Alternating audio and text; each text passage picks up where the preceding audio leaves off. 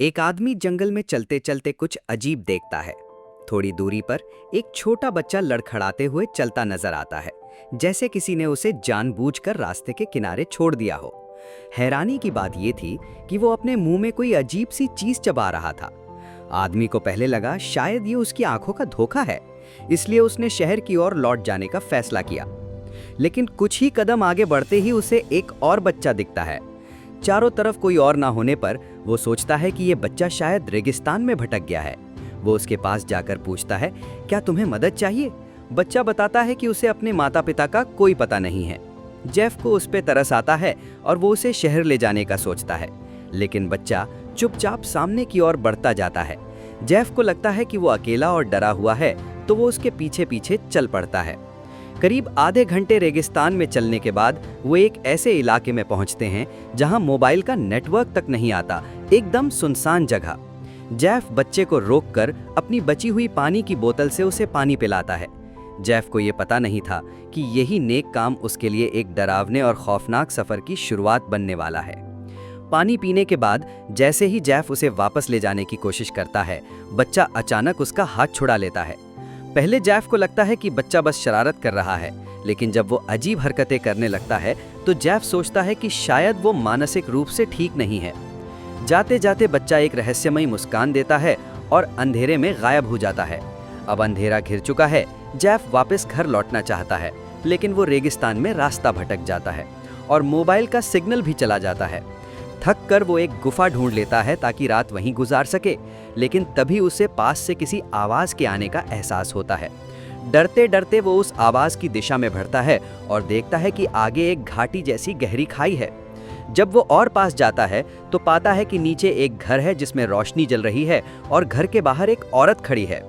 Jeff को उम्मीद की एक किरण दिखती है और वो घाटी के किनारे लगी सीढ़ी से नीचे उतरने लगता है, लेकिन सीढ़ी आधी ही थी, इसलिए मजबूरी में उसे बगल में लगी लोहे की जंजीर वाली सीढ़ी पकड़ के नीचे उतरना पड़ता है। जेफ को पता नहीं था कि यही सीढ़ी उसे एक डरावने और खतरनाक दुस्वप्न में ले जाएगी।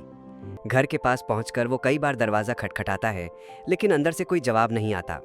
हालांकि घर में लाइट जल रही होती है, जिससे उसे लगता है कि अंदर कोई जरूर है। आखिरकार वो सीधा उस औरत के सामने पहुंच जाता है और कहता है कि वो रेगिस्तान में रास्ता भटक गया है और थोड़ी मदद चाहता है। पर अजीब तरह से औरत कुछ जवाब नहीं देती, बस ये कहती है कि पहले बैठकर खाना खा लो। मजबूरी में जेफ हामी भर देता है। औरत की इतनी गर्मजोशी देखकर वो थोड़ा चौंकता है, लेकिन जैसे ही वो अपनी कटोरी में झांकता है उसे कुछ अजीब लगता है। उधर औरत बड़े शौक से खा रही थी। शायद रेगिस्तान में फंसने के कारण जेफ का मन ठीक नहीं था, इसलिए उसने अपनी पूरी कटोरी का खाना उसी को दे दिया और खुद सिर्फ एक गिलास पानी मांग लिया। औरत को इतने स्वाद से खाते देख जेफ ने उससे फ़ोन मांगा, लेकिन उसने कहा कि वो यहाँ बिल्कुल अकेली रहती है, कोई रिश्तेदार नहीं है और उसे फ़ोन की ज़रूरत भी नहीं पड़ती। फिर उसने जेफ को समझाया कि बाहर रात हो चुकी है तो यहीं रुक जाना बेहतर होगा। अब जेफ के पास कोई और विकल्प नहीं था, इसलिए वो मान गया। लेकिन उस रात उसे नींद नहीं आई, वो करवटें बदलता रहा। सुबह जब औरत अभी भी सो रही थी तो जेफ ने एक मोटी रकम छोड़कर जाने का इरादा किया। घाटी के किनारे पहुंचते ही उसे कुछ अजीब महसूस हुआ। वहां की बनावट बेहद खतरनाक थी और ऊपर चढ़ने का कोई रास्ता नजर नहीं आ रहा था। सिर्फ वही जंजीर वाली सीढ़ी थी जो उसने पिछली रात इस्तेमाल की थी। पर जब उसने देखा तो पता चला कि अब दीवार से निकली हुई अधूरी सीढ़ी ही बची है, जिससे ऊपर जाना नामुमकिन था। मजबूर होकर वो वापस घर लौट आया और औरत अब भी सो रही थी। वो दरवाजे के बाहर बैठ गया और बोरियत में अपना कैमरा निकाल लिया। कैमरे से इधर उधर देखने पर उसे घर की चीज़ें बेहद अजीब लगी। दीवारों पर अजीबोगरीब चित्र, पीछे के कमरे में एक बड़ा लोहे का पिंजरा और यहाँ तक कि बकरी के सिर वाला एक बलिदान स्थल भी। तभी औरत उठकर बाहर आई और अपने काम में लग गई। जेफ ने जंजीर वाली सीढ़ी के बारे में पूछा, लेकिन उसने कोई जवाब नहीं दिया। जेफ ने सोचा बहस करने से कुछ नहीं होगा और चुपचाप उसके काम में हाथ बटाने लगा। काम खत्म होने के बाद औरत ने कहा कि अगर जेफ कल तक यहीं रुके तो शायद ऊपर जाने का रास्ता मिल सकता है। जेफ ने दूर से अधूरी सीढ़ी को देखा और मन में सोचा एक बार कोशिश करके देखी जाए, लेकिन इतनी ऊंची और खड़ी चट्टान पर ऐसे ही चढ़ जाना आसान नहीं था। कई बार कोशिश करने के बाद भी वो असफल रहा और आखिरकार हार मान ली। थक कर उसने अपने कपड़ों और शरीर पर जमी धूल झाड़ना शुरू किया। ये देखकर औरत काफी खुश हुई और तुरंत पानी लाने और उसके कपड़े धोने की पेशकश की, पर जेफ ने सख्ती से मना कर दिया। इस वक्त वो बस किसी तरह शहर लौटना चाहता था। फिर औरत ने पूछा, क्या तुम्हारी पत्नी तुम्हारा इंतजार कर रही है? जेफ थोड़ा चौंका और बोला, मुझे तो नहीं लगता कि कभी मेरी कोई पत्नी होगी। जब औरत को पता चला कि जेफ अभी कुंवारा है तो वो और भी करीब आने की कोशिश करने लगी। रात गहनाने लगी पर जेफ की आंखों से नींद गायब थी। वो उठकर बाहर गया देखने के लिए कि कहीं सीढ़ी वापस तो नहीं लग गई, लेकिन नज़ारा वही था, जंजीर वाली सीढ़ी गायब। अगली सुबह जेफ ने कदम उठाने का फैसला किया। उसने दनाज से एक फावड़ा निकाला और खुद ही चढ़ाई शुरू कर दी, मगर चट्टान इतनी सख्त थी कि 1 इंच भी आगे बढ़ना मुश्किल हो रहा था। फिर भी घर लौटने की चाह उसे लगातार कोशिश करने पर मजबूर करती रही। तभी उसने ऊपर देखा, किसी ने ऊपर से एक मुर्गी नीचे फेंक दी। ऐसा लग रहा था जैसे ये जानबूझकर किया गया हो। दर्द से कराहते हुए जेफ बेहोश हो गया।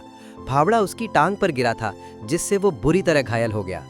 औरत ने उसे इस हालत में देखा तो दौड़ कर आई, उसका घाव साफ किया और पट्टी भी बांधी। अगली सुबह जेफ अब भी थोड़ी बेहोशी में था। तभी उसे लगा कि वही लड़का फिर से सामने खड़ा है जो रेगिस्तान में उसे मिला था, लेकिन तब तक वो फिर गहरी नींद में डूब गया। करीब आधा महीना बीतने के बाद जेफ का शरीर इतना ठीक हुआ कि वो घर के बाहर कुछ कदम चल सका। लेकिन जैसे ही बाहर गया, उसने देखा कि जंजीर वाली सीढ़ी अब भी नहीं लगाई गई थी। गुस्से से उबलते हुए वो घर में घुसा, औरत को खींचकर बाहर लाया और जोर जोर से चिल्लाने लगा, सीढ़ी कहाँ है? तुमने मुझे यहाँ फंसा दिया है। औरत बस चुपचाप खड़ी रही, जैसे वो कुछ समझ ही नहीं पा रही थी। फिर धीरे से बोली, मैंने तो तुम्हारी देखभाल की है। जेफ टूट सा गया और एक तरफ जाकर अपने घावों को देखने लगा। उसी समय घाटी के ऊपर 2 लड़के नजर आए। जेफ ने तुरंत हाथ हिलाकर मदद के लिए पुकारा। लड़कों ने नीचे झांकते हुए पूछा, क्या हुआ? परेशानी क्या है?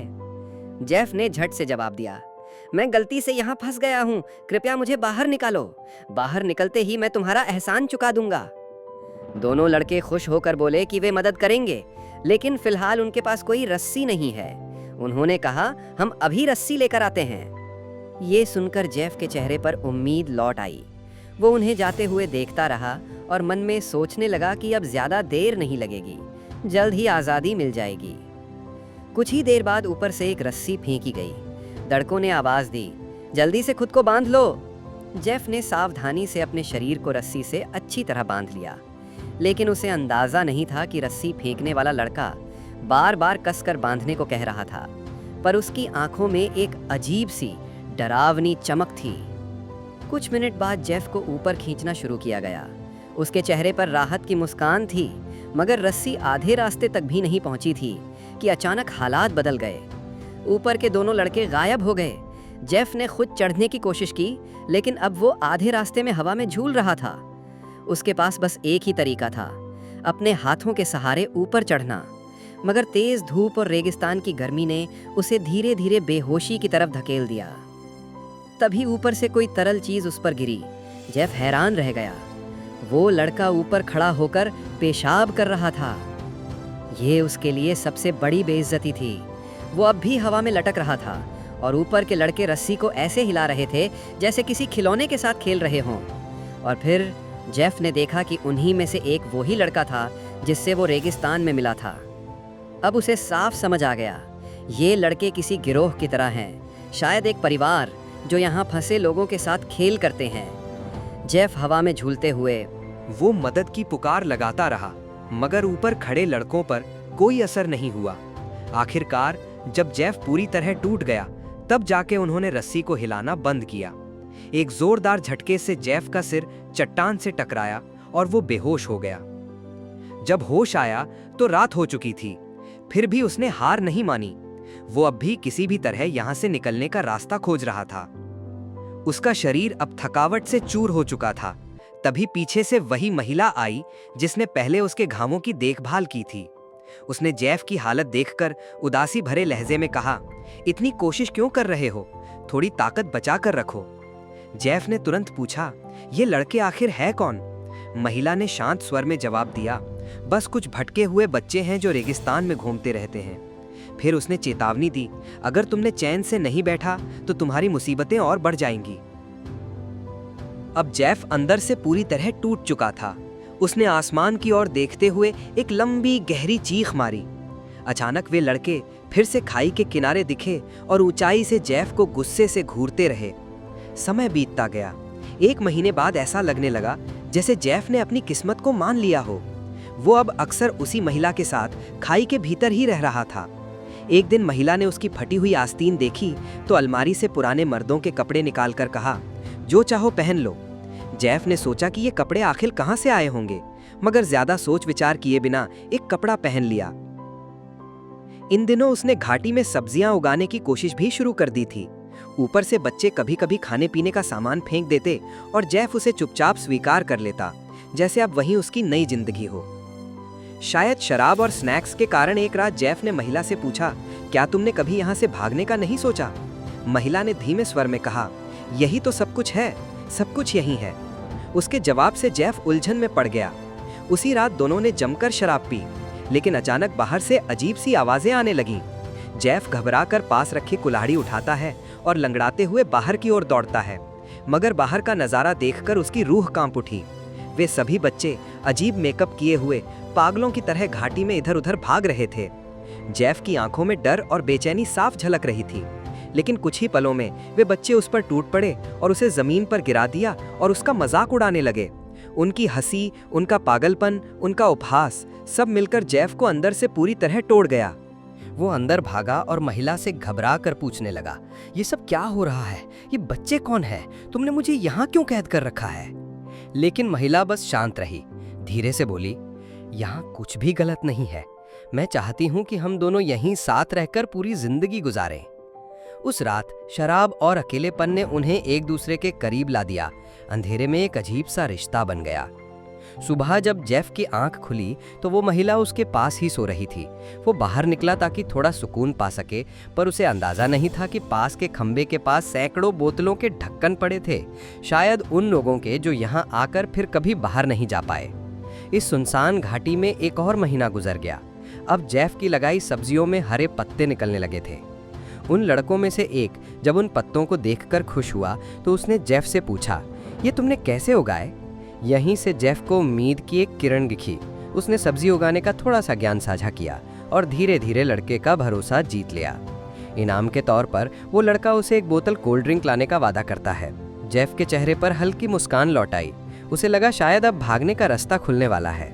रात में जेफ ने दीवार पर टंगी कुछ पुरानी तस्वीरों को गौर से देखा। उसे लगा जैसे उन तस्वीरों में छिपी आंखें किसी गहरे भाव को व्यक्त कर रही हों। महिला ने बताया, ये मेरी दादी हैं। वो हमेशा से इसी वीरान रेगिस्तान में रहती थीं। मैं उन्हें ज़्यादा नहीं जानती, लेकिन इतना ज़रूर जानती हूँ कि वो मुझसे बहुत प्यार करती थीं, ठीक वैसे ही जैसे मैं अपने पेट में पल रहे बच्चे से करूँगी। ये सुनकर जेफ सन्न रह गया। उसे अभी पता चला कि महिला गर्भवती है, लेकिन जेफ के लिए ये किसी डरावने सपने जैसा था। कौन चाहेगा कि उसका बच्चा इस तंग और डरावनी घाटी में जन्म ले? उसने तुरंत इसका विरोध किया, मगर महिला ने उसकी बात को अनसुना कर दिया। अब जाकर जेफ को समझ आया कि वो महज एक साधन है, एक औजार जिसे किसी पुरानी परंपरा के लिए इस्तेमाल किया जा रहा है। चाहे वो कितना भी विरोध कर ले, इस गहरी घाटी में फंसे होने के कारण उसके पास कोई रास्ता नहीं था। समय बीतता गया। जेफ की टांग अब धीरे धीरे ठीक हो रही थी। वो रोज अभ्यास करता, इस उम्मीद में कि किसी भी पल यहाँ से निकल सके। इसी बीच एक दिन वही लड़का फिर आया। उसने कहा, इस बार मैं कोल्ड ड्रिंक नहीं ला सका।